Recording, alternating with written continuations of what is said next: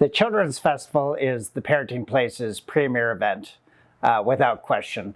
It's held every August in Myrick Park, and we get hundreds and hundreds of families participating in this. And not only is it a highlight for many of our patrons, it's a highlight for the staff as well. It's a time for all of us to come together and conduct an experiment in free play. So before COVID-19, we had the park.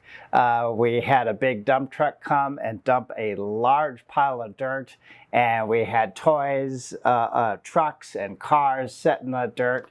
And then we had all these stations: water play station, land art station, mud kitchen, teddy bear picnic, campground, all of these different areas where kids could run around and play with the things of their choice.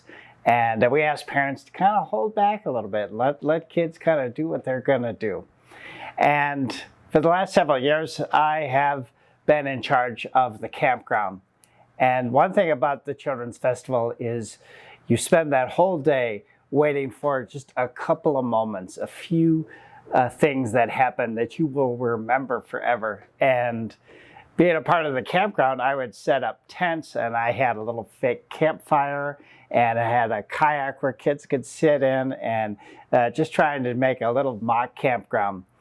And the first year I did it, there was a moment that I'll never forget. There was a father and a daughter that got in one of the tents, and they were just laying on their backs, looking up at the clouds going by. And for a few minutes, I witnessed a father and daughter really connect. And they were just having a nice little conversation. And it was a special moment to witness. So moments like that is why I get excited about the Children's Festival, just to see a parent and a child connecting like that. During the Children's Festival, we talk a lot about free play. So what exactly is that? Free play is play that is generated by the child. It is not directed by an adult. Free play is parents setting a scene and then setting back and seeing what happens. It's an experiment in a way. We do the Children's Festival every year for a reason, and we're just trying to put the elements together and then to get that little spark of a child's imagination and to see fully engaged free play in its natural habitat with its natural participants, your children, using their imagination and fully engaged in play. That's what we're shooting for. So for this year's Children's Festival, we are asking parents to play our part. And in order to play our part, you need to become a gatherer. And what does that mean? Well, when you are out for a walk, be mindful of things on the ground that can be transformable into an item of play. For example, that could be very small rocks or bird feathers, pieces of bark, interesting looking twigs. A stick is a great plaything, about a foot long.